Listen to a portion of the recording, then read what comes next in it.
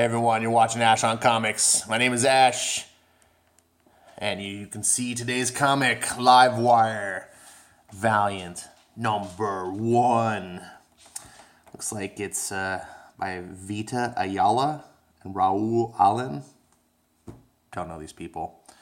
But I was lucky enough to score a pre-order edition. That's pretty cool. A little value right off the bat, maybe. A little collector value, don't know. So, I have been a proponent of Valiant.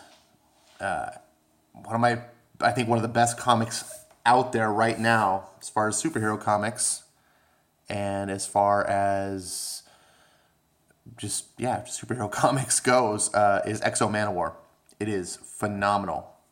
Matt Kindt is doing a fantastic job of delivering a just epic story with let me plug that in there. Epic story of I forgot the character's name. Anyways, it's so good. I forgot their name. I'm just so bad with names, and I haven't been an X-O Manowar fan. When Valiant first came around back in the 90s, I skipped it because I was a huge Marvel fanboy. So I pretty much didn't pay attention to anything that wasn't Marvel or Image. When they broke off, I just didn't have room for it, and there was no reason to explore because Marvel was just knocking stuff out of the park. Valiant came around, and my best bud started collecting Valiant. Maybe one of these days I'll go through, if he ever gets out his collection, I can go through and read it. I knew it was good. He liked the book, and everyone that I talked to, I worked in a comic book store at the time, everyone was like, oh, Valiant's so good, da-da-da-da. And I was like, oh, well, I just couldn't get it. So, and I didn't like the aesthetic. A lot of the characters, like the way the art was drawn was like in this real, it's actually drawn like how characters are drawn today in this more realistic fashion and not comic booky, not the Marvel way. And I preferred the Marvel way. I want that dynamicism that is missing in a lot of comic books today. Not DC. DC, you're still doing a pretty good job. Keep it up. But Marvel just lost it. It's just a bunch of guys, people standing around, that trying to make the characters more realistic, so you don't have like these superhero bodies anymore. It's just the normal Joe bodies, and it's just like, God, it looks really bad. Especially when you look like X-Men comics, you're just like, what? It looks like a bunch of cosplayers standing around. It just looks terrible. Yeah, I remember when early comic book movies started coming around, and they'd put like these characters in the suits. Like I never liked the first X-Men. I don't like any of the X-Men movies. X-Men 2 I gave a pass because it was like better than X-Men 1, and I was like, oh hey, they're getting better. But honestly, now that I look back on it, they're just all garbage to me. And you look back at some of these early movies that aren't Sam Raimi Spider-Man, and it just looks like cosplay. It looks like normal Joes in spandex, and who wants to see that? I mean, that was one of our complaints back in the day, was like, man, it just doesn't look right. The X-Men in their leather, because I don't want to, God forbid we put them in, spandex and make them look like superheroes. So they just wore leather jumpsuits and it just looked dumb. And I think that's one of the reasons like Captain Marvel movie looks dumb. Look at her costume. It looks like we're going back to the old X-Men film, and putting her in this leather jumpsuit, and it just looks terrible. I don't want to see realism in a comic book. In a movie, I kind of understand because it's photorealistic, you're using real people, real actors. It has to be that way. I get it. That's why, some of the better movies, they use like the muscle suits and things like that to kind of push that envelope as much as they can. But when you're drawing a comic book, draw the damn book. Let's get some superhero looking characters. This is a mythos. This is the American mythos. These are gods for all intents and purposes. They don't need to look like everyday Joes. Oh boy. So that's why I didn't get into Valiant. I was just like, yeah, it looks kind of real. But, everyone's like, oh, the stories are so good. And I was like, yeah, but you got a character named Magnus Robot Fighter and Turok Dinosaur Hunter and stuff like that. And it just didn't sit right with me. And even X-O Manowar is like, he kind of looks goofy. fast forward to today, and I'm into Valiant because the new Exo Man of War, holy shit, I just read the first issue and I was just like, what have I been missing? I expected the art to be just meh. The art's better than the big two. The writing is better than the big two. Why is this book being overlooked? So, huge proponent of Exo Man of War. It is way too overlooked. So that got me into Valiant because one of the reasons I love comic books is the shared universe. I love that I can read a comic book and what happens in that story affects the whole world. And so I might then go read another character, another book, and even though their paths don't necessarily cross, the events of what happens has affected all the characters in a subtle way. That world is shared. Or maybe the villains will cross, like the villain in book A will come over into book B. And so I love that. I love continuity. It's something that comic books have, and it's this great thing. And that's why, like, the movie industry, I think, wants to go to this shared universe thing, because I think people like continuity. They love a world. It's like, we don't need to see more Harry Potter stories, but obviously there's room for more stories in the Harry Potter world, right? So that they got 2 movies now. Anyways, Livewire. So I'm into Exo, Ninjak, and Bloodshot. Those are the 3 books that I buy because Shadow Man just doesn't interest me. And Faith, oh my God, Faith. I'd rather stab my eyes than read that book. So Valiant's not perfect, but they're doing some good things, and I very much believe in reward the good, ignore the bad. The sales will work things out, right? If Faith sells terribly and Exo sells really good, then hopefully the publisher will say, scrap this book so we can do more like this. That's the whole purpose of Move the Needle, was like more like this. Well, Livewire's out, and it's number 1, so I'm like, I don't know anything about this. It's a new Valiant book. Let's give it a shot. Let's try it out. Jesus, don't you ever shut up? All right. So first, what is this book about? Guardian, warrior, fugitive. Meet Amanda McKee, the superpowered psiot known as Livewire, with her incredible teletechnopathic abilities. Groan. Amanda has unrestricted access to the digital world that keeps our own afloat, able to control anything from a social media account. Can she get my Twitter back? That'd be nice. To the satellites in the atmosphere. What? Satellites in the... what? I love the science. Satellites aren't in the atmosphere. That's why they're satellites. They're floating in orbit in space. If they were in the atmosphere, they'd fall down. Oh, my goodness. Can we at least have 7th grade science knowledge when we're writing about techno-telepath people? But Amanda was never interested in control, only helping those in need. A hero, until the United States government betrayed her and her fellow psiots, forcing her to take extreme actions to ensure her own survival. Now Amanda is picking up the pieces, one digital fractal at a time. What's a one digital? This is obviously written by someone that doesn't know anything about science or technology.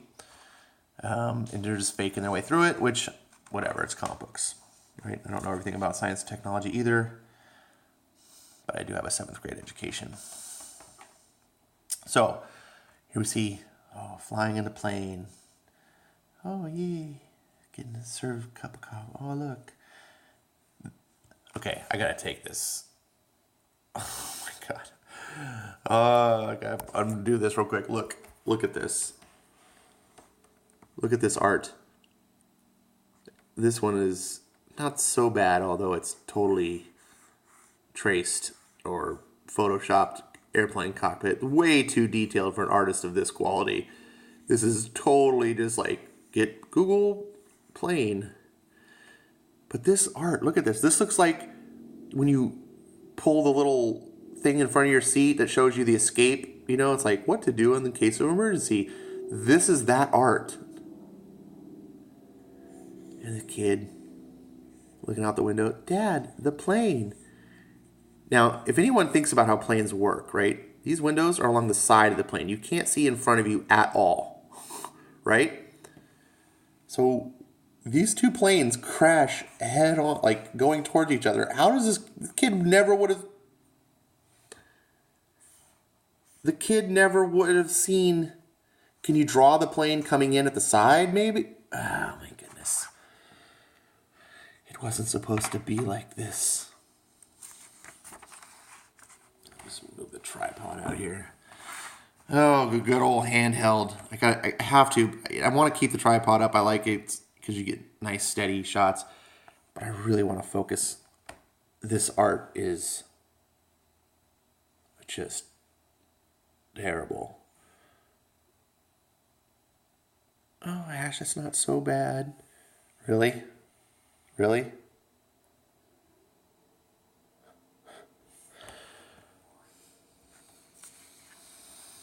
Oh my goodness. Okay, so this girl saves the day, apparently. And I don't really understand how. She's just got her eyes light up and magic happens.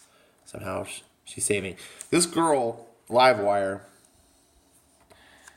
is essentially black Jean Grey with dreads. Because, you know, if you're black, you gotta have dreads. You gotta go all in on the ethnicity here. So she is telepathic, telekinetic, and she can control computers with a thought. Gotta one up. Gotta be one up. So I never was totally sure on what the hell is going on here. She's using her telepathic abilities to put out fires somehow. She is keeping the plane together. I mean, Jean Grey had to kill herself to keep her plane together and become the Dark Phoenix. You know, this girl. And then she's like, landing the planes with her telepath. I mean, this chick is off the charts. Badass. And then we go into her little story about how she was, you know... It's so cliche. So now the same people who were happy to take all that I offered, trying to paint me as a terrorist, they say I was holding the country hostage, that I was mad with power, but they're wrong. They have misunderstood me and my intentions. And she's the victim, okay? Because now the government's hunting down all the psyops, you know, and they paint her as a terrorist. So we fast forward. She got her friends, and they're like, "Oh, I got a call," right? And look at these friends. It is the epitome. Okay, first of all, they're meeting at the science center because gotta love the science. SJWs love the science. They don't know anything about it, but they worship it like it's a god. All right, that's so we got this character. Total pink-haired epitome of everything you expect. She's got a little pet bird that the guy's like, you can't have a bird. And she's like, it's my emotional support animal bird. And I was like, of course a person like you would say that. You're the kind of people we have to deal with in real life that it's like, dude, lady, you can't have a fucking bird in the museum, but you have your emotional support bird, and you're probably on Xanax and all sorts of other shit because you can't emotionally deal with life. And then we've got the Asian, of course, shave heads, Asian. Like, oh, it's in a text. You told me to meet you here. Oh, what's going on? Go over here. And then their third friend shows up, and they don't say what his religion is. He just got a wrap on his head. So I'm left to assume, if I get it wrong, I get it wrong. I'm going to assume he's a Sikh, right? Right? I don't know what else. Of course, though, maybe he's Indian or Pakistani. I don't know. He's somewhere around that region. Probably a Sikh. Maybe I'm getting that wrong. I don't know. They don't explain it. But of course, Look at the picture perfect diversity.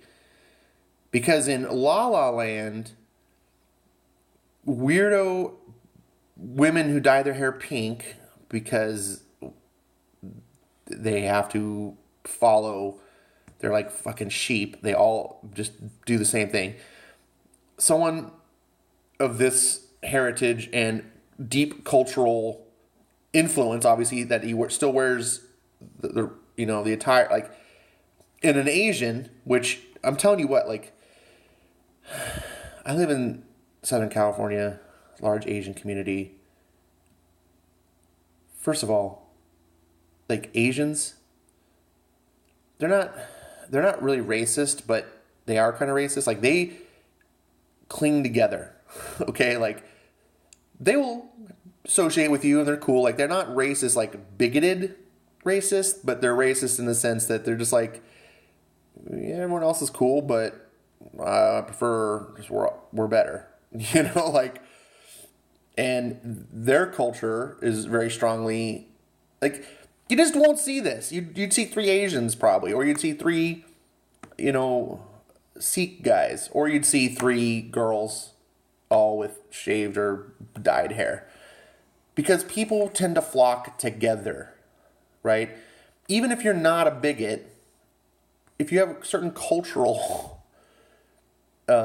ideas and feelings and stuff, you tend to flock around people that understand you and that you relate to. These 3 would not relate. Anyways, you get it. And then, of course, she is black. So now it's like the perfect. All we're missing is the... Where's the Mexican, you bigots? Where's the Mexican? We can forgive them because they put a really, really marginalized class in there. So I'm not really kind of going off here. The book is not actually preachy SJW. It's just really subtle. Like, this to me, because I see it so much, you will never see just like 4 white people anymore. Even though there's huge swaths of the country are just like all white. Like, you just won't ever see it in a comic book. You'll always see this magical mix of race, diversity that's just perfect. Never 2 Asians, just 1. Never 2 Middle Eastern people, or just 1. And, it's just like the sampling has always got to be just. It's like the Runaways. If you look at the Runaways, it's like, oh my God. It's like, wow, what are all the different races? Let's put 1 of each. And they always just mix up. The high school kids, that's how they organize. By the way, if you didn't know, high school kids today, it used to be like try to be popular, or like cheerleaders hung out with cheerleaders and things. No, in high school today, people go and they find groups that are missing their slice of the pie. Like, if you're Mexican, you go find a group that's missing the Mexican, and like, oh, I can fit in with you guys. That's how they always get Jesus. Railing on this forever. By the way, badass. Matt Kint, thank you for delivering something. So this book is not, like I said, it's not really SJW-y in the sense that it's not preaching anything. It's not like propaganda, but it is written so tamely. It's like it's written by people. It's written for SJWs without the propaganda. So that an SJW read this and be like, oh, I'm very happy with all this. Even though it's not preaching the stuff that I want, I'm normally used to reading, I'm still very okay with this massive conversation about people, and these characters are all like pissed off at her because, well, maybe there is a little bit of propaganda in here, but she waged war against the government, essentially, or she defended herself because the government's hunting her, and she saved their lives with her powers, and now the government's looking at it, and they all blame her now. Oh, why did you think about anyone but yourself, and blah, blah, blah. And so... yeah, they all pissed off at her, and it's just high school. It's just melodrama. It's just Twitter drama, is what you're reading through here. And she's like, oh, I'm the hero that I stand up for people even though they berate me on Twitter. And she goes back to her little office thing, and then a couple of them come to their senses. They're like, hey, look, we have to talk. meet us at the tar pits and we'll talk some more. And this whole comic is just talking. These characters not happy with each other, just talking. And she goes to meet him, but she what does she say? She's like standing, and they're gonna they want to meet between 10 and midnight. And it's like, if you don't show, we'll understand or whatever. So where is she? So yeah, so they're waiting for her and just blah, blah, blah, blah, a bunch of nonsense. What is she saying? Oh, I've been standing here for almost 3 hours. I haven't found the strength to face her. I feel weak suddenly in the face of the possibility that I might have to say goodbye to them for good. I've done things that I'm not proud of in my life, but protecting those kids is never something I can regret. I won't let them down. I can't. She's on the move, heading from building to... Shit. Shall we pursue? The language of their technology is familiar, but I can't quite place it. I don't need to know their names to know they're a threat. The negatives secure the... Repeat, didn't copy that. Affirmative, all units, converge on target. If I don't deal with them, Owen and Nikki will be in danger. Let's do this! So she's got a bunch of cell phones, I guess, that she's manipulating. And then here, because it's the pre-order edition, I like one of the things that Valiant does here with your pre-order editions. You get like this extra goodies, like here's like an example of the script and then how it translates to the page. Some background info. I mean, I'm not really happy with this book, but all this like purple stuff is like special extra goodies. So it's like it's like a special edition version of the book. So it's not only a different cover, you get some extra goodies. It's pretty neat. So let me take a step back. Look at the coloring in this book. That's not actually coloring, that's lighting. It's blue. Blue. This is drab. Can you hire a good colorist?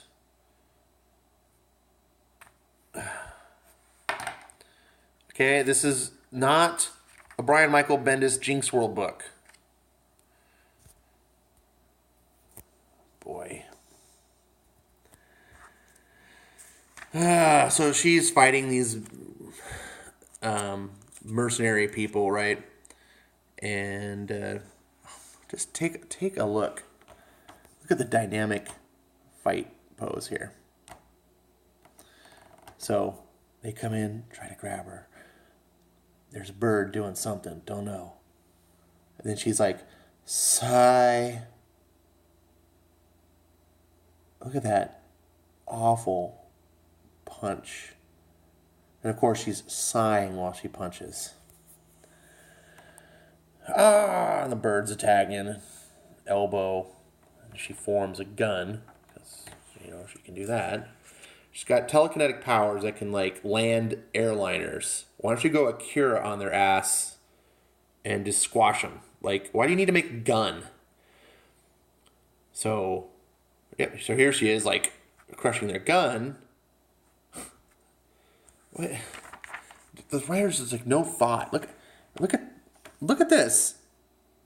It's swing. I'm gonna lean back a little bit, and then I'm gonna raise my knee. There's no force in this. This guy feels like he's getting hit by a Mack truck, and she's just raise my knee a little bit. First of all, she wouldn't have to do any of this if you're a telekinetic of that power, right? You'd just be throwing people around. Did you watch Rogue One in the Darth Vader scene when he's in the hallway? That's what she should be doing to these a-holes.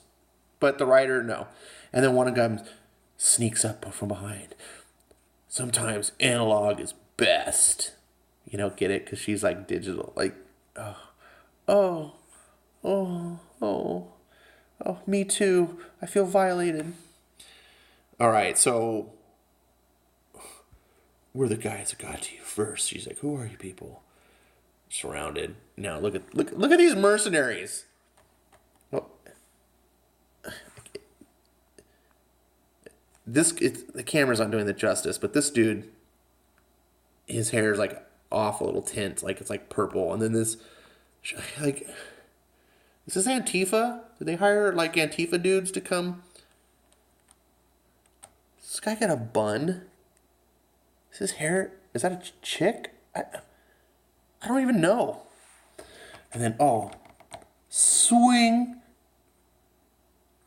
Does it look like she's dodging? Or does it look like he's just purposely punching next to her? Like, what the fuck is going on? What's this pose? Like, this is like afterwards. Like, who punches like that? Like, punches around, like, just like, he's like, oh, I totally missed. And then she raises her gun arm that she made, and she's like, choo, choo, choo, shoots him. But she's like dazed from the chemical, so apparently the gun doesn't work as well. Not packing much of a punch, huh? That said it really is a bitch. Count yourself lucky that we're the ones that found you, girl. Like, it's a gun! What does the sedative have to do with the gun? And then you just see a fist, like, this fist didn't come close to her. Her face, when would be up, would be like right here. Like, the fist would have to boom. Oh my god.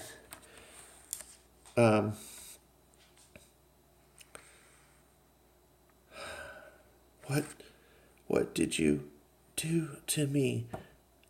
They drugged you. It was quite obvious from the time that you got injected with a needle. Like, what? Stupid. We showed you the mercy that you didn't show the rest of us. And the best drawn page. Best drawn panel of the book. And now she's out. Mind you, this is a character that's more powerful than Jean Grey. And there's a preview to some other Valiant book. Queen, The Forgotten Queen. I don't know if Valiant's going SJW, but it's all about this woman who's like, this is Genghis Khan, or as we're come to know, Chinggis Khan, even later called Genghis Khan by those who did not know better. Gotta be educated. Someone got an education. Is gonna learn us something in the comic books. Because, God forbid we think his name was really Genghis Khan. So here's the Forgotten Queen character. So he's like, I'm fucking Genghis Khan. I control the desert. I'm the most badass Mongol there ever was. Horseless. What brings you here? My feet, bitch. They do about half of the work each. So funny. Who speaks to me this way on my land? I rule the desert. My people ride horses that are swifter than thirst, and can slake our hunger on mare's milk and blood, whatever that means. No one walks here and laughs. Oh, I know of your works, and let me tell you, I like what I see. Let me go and bring you tribute so delicate and rare that you'll know I'm not full of shit. You fools, how dare you wake me for a madwoman? But great Khan, she turned our men against one another with her magic. Oh my goodness. And then, of course, you don't care. It's not even... So, this looks terrible. I don't know why I even bothered. Just extended this long thing that you don't care about. Well, here we go. Oh, look at her shaved head. Forgotten Queen. I will not be trying this book out. This book I tried out because it's a superhero book, part of the world. I'm interested in the Psiots, which are kind of like Valiant's version of mutants. That's what the Harbingers. I wish they would kind of bring that back. I would like to know more, read more stories about it. This cover looks pretty cool. This is, of course, the best cover of the bunch. But this book was just not cool. This character I don't like. I just have no like for her. The art was atrocious. And you say, well, Ash, it's a third tier kind of like, it's an indie publisher, small publisher, Valiant. Yeah, but if you've seen the art in Bloodshot Salvation, the last Bloodshot series that just wrapped up, holy shit. And the art that's in Exo Manowar, holy shit. And then Ninjak is just pretty good. It's, it's better than Marvel still. Like, it's just average, what we used to call like average Marvel. Nowadays would be good Marvel. This is a good cover. Like, Valiant does better, right? I've come to expect better. They've shown that they can do excellent. And when you have multiple books that are astounding, crap like this for $4.99 or $3.99 is just not worth it. I can't rate this book. It's not offensive. Like I said, it doesn't preach at me, but you can see the SJW underpinnings. It's definitely the millennial SJW audience that this is for, even though it's not preachy. So I didn't like it. I just thought it was real. It's real, just drama. Overly dramatic, like melodramatic, and it's just interpersonal drama. No real superhero-ness. It doesn't feel like a comic book at all. The character you've seen, yeah. I'm not gonna rip it up. I don't do that. Not until at least someone starts funding me. But I have a limited budget, and these all come out of my pocket. And like I said, it's not offensively bad. It's just, this is a miss. Don't get this. Yeah. Thanks for watching.